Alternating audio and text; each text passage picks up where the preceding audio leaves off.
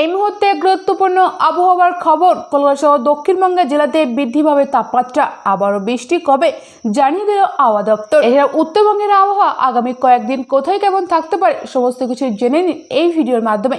বিস্তারিত জানতে ভিডিওটি স্কিপ না করে শেষ পর্যন্ত দেখুন। ভিডিওটি ভালো লাগলে অবশ্যই একটা লাইক করবেন এবং পরবর্তী ওয়েদার আপডেট পেতে চ্যানেলটিকে সাবস্ক্রাইব করুন এবং কোত্থেকে দেখছেন সেখানে আবহাওয়ার পরিস্থিতি কেমন রয়েছে নিচে কমেন্টের মাধ্যমে জানাতে পারেন।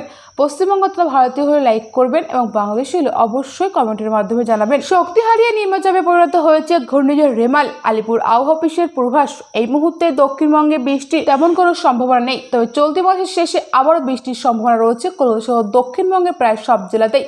আগামী 1 জুন লোকসভা নির্বাচনের সপ্তম তথা শেষ দফার ভোট গ্রহণ।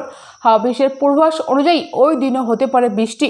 আগামী 3 দিন রাজ্যের তাপমাত্রা 3 থেকে 5 ডিগ্রি সেলসিয়াস বৃদ্ধি পেতে পারে। আলিপুর আবহাওয়া দপ্তর জানিয়েছে, আজ বুধবার থেকে কলকাতা সহ দক্ষিণবঙ্গের বেশিরভাগ জেলায় বৃষ্টির কোনো সম্ভাবনা নেই, তবে 24 পরগনা, পূর্ব মেদিনীপুর, বীরভূম, মুর্শিদাবাদ এছাড়াও নদিয়া জেলায় হালকা বৃষ্টির সম্ভাবনা রয়েছে। সঙ্গে বইতে পারে ঝোড়ো হাওয়া, তবে সব জায়গাতে বৃষ্টি হবে এমন কোনো কথা নেই। আজ সকাল থেকে মেঘলা আকাশ এবং ঝোড়ো হাওয়া দিতে পারে এবং আগামীকাল বৃহস্পতিবার বাঁকুড়া, পূর্ব এবং পশ্চিম বর্ধমান, বীরভূম এছাড়াও রয়েছে মুর্শিদাবাদ, সেখানে হালকা থেকে মাঝারি বৃষ্টি হতে পারে। তবে সব জেলার সব জায়গায় বৃষ্টি হবে না, কিছু কিছু জায়গায় বিক্ষিপ্তভাবে বৃষ্টি হতে পারে। শুক্রবার 31শে মে দক্ষিণবঙ্গের ওই জেলাগুলিতে হালকা থেকে মাঝারি বৃষ্টি হতে পারে, বাকি জেলায় হতে পারে হালকা বৃষ্টি। এবং শনিবার সপ্তম দফার ভোটের দিন দক্ষিণবঙ্গের সব জেলায় হালকা থেকে মাঝারি বৃষ্টি হতে পারে, সঙ্গে বইতে পারে ঝোড়ো হাওয়া। এছাড়া রবিবার সেই সম্ভাবনাও রয়েছে।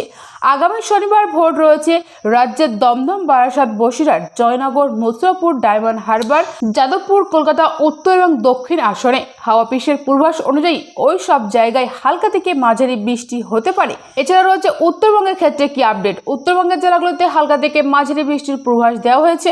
জলপাইগুড়ি, আলিপুরদুয়ার এবং কোচবিহারেও হতে পারে বৃষ্টি।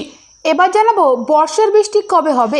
ভারতে বর্ষার বৃষ্টি কবে থেকে শুরু হবে তা মোটামুটি ঘোষণা করে দিয়েছে কেন্দ্রীয় মৌসুম ভবন IMD, কিন্তু সেই বর্ষার পরিমাণ এবার পুরো বর্ষাকাল জুড়ে কতটা থাকতে চলেছে তাই নিয়ে বিস্তর আলোচনা চলছে।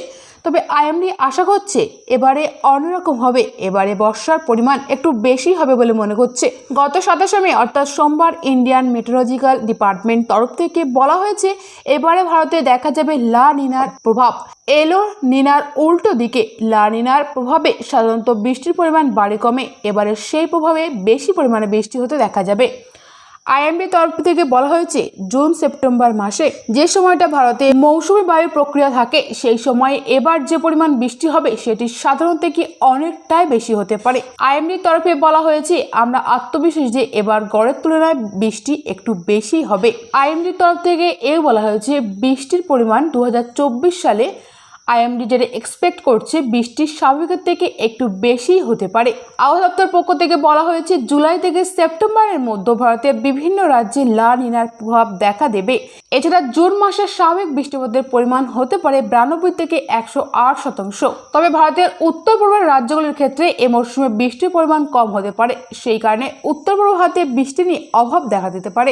এছাড়াও কেন্দ্রীয় দক্ষিণ উপকূলীয় অঞ্চলেও এ মরশুমে বৃষ্টির অভাব দেখা দিতে পারে, এমনটাই মনে করছেন আবহাওয়া দপ্তর সূত্র থেকে। সো ফ্রেন্ডস, এই ছিল আজকের ভিডিওটি ভালো লাগলে অবশ্যই লাইক করুন, শেয়ার করবেন এবং পরবর্তী ওয়েদার পেতে চ্যানেলটিকে সাবস্ক্রাইব করুন এবং পাশে থাকা বেল আইকনটি প্রেস করুন যাতে সবার আগে ভিডিওটি আপনি দেখতে পারেন। Thank you friends, thank you for watching.